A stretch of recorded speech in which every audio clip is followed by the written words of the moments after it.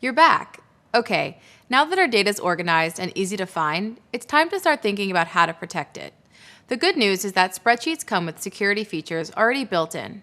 In this video, we'll look at different spreadsheet programs and how their security features, like sheet protections and access control, are similar. When I say security features, you might be imagining ways to protect data from other people. But that's just one kind of security.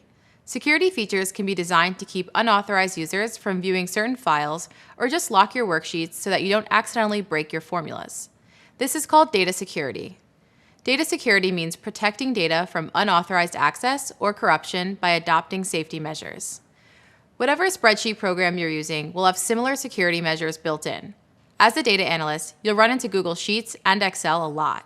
So let's talk about what they have in common.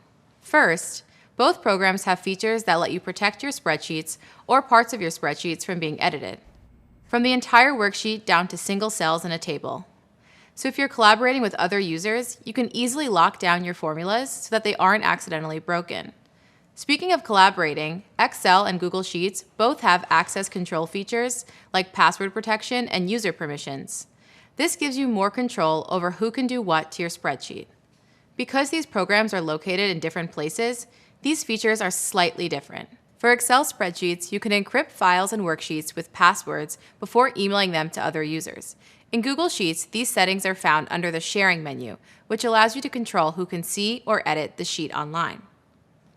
Google Sheets can also be copied so that users can work with that data without altering the original. Tabs can also be hidden and unhidden in Sheets and Excel, allowing you to change what data is being viewed.